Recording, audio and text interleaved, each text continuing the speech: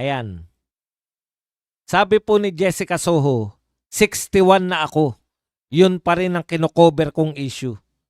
Veteran broadcast journalist Jessica Soho revealed that her greatest fear is the country's recurring political and economic problems, pointing out that she's been a journalist for a long time but is still covering the same corruption from the 1980s.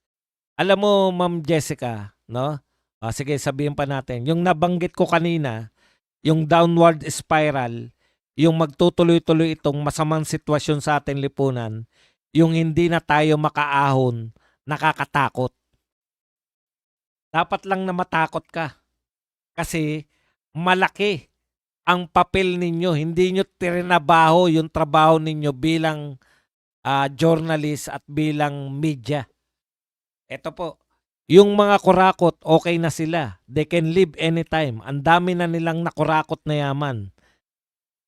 Pagpapatuloy po ni Jessica. So, paano naman tayo? Yung mga araw-araw nagsusumikap mabuhay para sa ating bansa. Ito pinakamalupit sa lahat eh. Totoo po ito, sinasabi ni Jessica Soho. Yung ansama ng reputasyon ng Pilipinas. Ganito kalala, no? Kahit na ano pa pong pagyayabang ni Auntie Claire at saka ni Gadon na maganda raw yung takbo ng ekonomiya ng Pilipinas, ito po ang katotohanan. Yung ang sama ng reputasyon ng Pilipinas, lumayas yung mga investors, nagkaroon ng capital flight, bumagsak yung ekonomiya. Na-survive naman natin pero sana wag naman magkaroon ng round 2, tama na. Kasi 61 na ako, ito pa rin ang kinocover kong issue. Pahirap na pahirap ang buhay. Ayan po ang mga binitawan ng pananalita ni Jessica Soho. Naniniwala ako sa sinabi mo, Jessica Soho. No?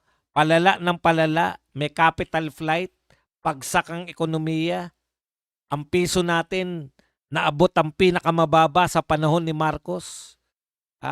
Yung ating foreign direct investment, pinakamababa buhat nung nagpandemya. Imagine niyo, pandemya lang yung katapat nito. Malupit nito pag lumala pa tayo sa pandemya. Yung ekonomiya natin.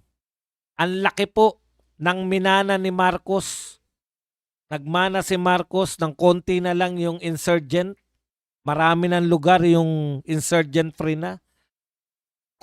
Marami na po na yung nabawas na droga. Mga adik. 6 na taon na walang nag-adik. Tapos may build. Wala po, hindi natuloy. Ngayon, sisisihin namin kayo, media. Alam ninyo, hindi kasi kayo nagbantay. Kayo dapat ang magbabantay sa mga magnanakaw. Ano ang ginawa ninyo? Sinakyan ninyo yung mga magnanakaw sa kanilang diversion. Habang binabanatan nila si BP Sara, kayong media, nakabantay kay BP Sara, isa kayo sa mga naghanap kay Mary Grace Piatos na alam naman ninyo na wala naman pong ninakaw na pera si BP Sara. Cleared na nga sa COA eh. Diba? Sa mga media na lang at sa mga loyalista at mga kakamping dilawan, mayroong kasalanan si BP Sara. Pero sa COA, cleared na. Impeachment, cleared. Sa inyo na lang, sa malilikot yung pag-isip. Dapat, Ma'am Jessica, no? Ikaw ang manguna. Diyan sa media. Linisin nyo yung media. No? Diyan na lang sa GMA7, tanggalin ninyo yung mga bayarang media sa GMA7. Malaki na maitutulong mo. Totoo.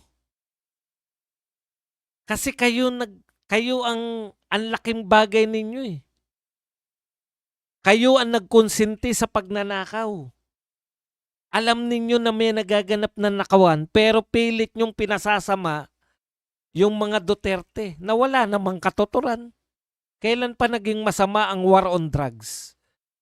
Pero sa tingin ng media, pinakamasamang tao na si Duterte dahil nag-conduct siya ng war on drugs. Diba? Kayo ring media, eto na lang eh. O siguro, kasi may mga namatay sa war on drugs. Sasabihin natin, eto na lang, Ma'am Jessica. Hindi ba kasama yung GMA na nagpapasama noon sa sa Dolomite Beach? Napakagandang proyekto. Pero kung siraan ninyo yung Dolomite Beach, ganun na lang. Parte kayo niyan, GMA 7.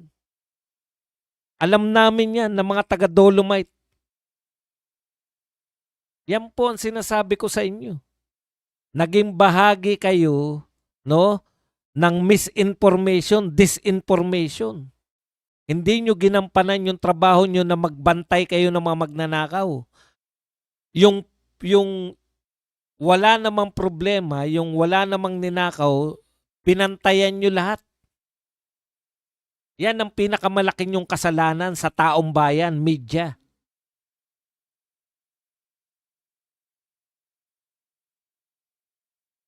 Lalo ka na Jessica Soho, kala mo ligtas ka? Hindi, boss ka ng mga taga-media eh. Marami sa GMA7 galit sa mga Duterte, yung galit ninyong personal sa mga Duterte, siguro mga adik, may mga adik kayong mga katropa pips. Kaya galit na galit kayo sa mga Duterte.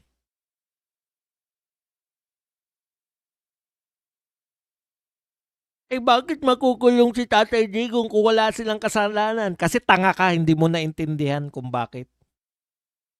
Kahit ulit-ulitin ng mga Duterte na kinidnap si Tatay Digong, hindi ka maniniwala. Akala mo lahat na nakukulong ay may kasalanan. Di mo ba alam yon? Na hindi lahat na nakakulong ay may kasalanan? Bakit nakakulong si Digong kung walang kasalanan? Kasi sa TikTok ka lang nanonood. Ang pinanonood mo yung mga yumuyog-yug. Bigla mo nilipat sa politika. Paano mo maunawaan? Ang pinanonood mo sa TikTok, yung mga yumuyog-yug ng mga...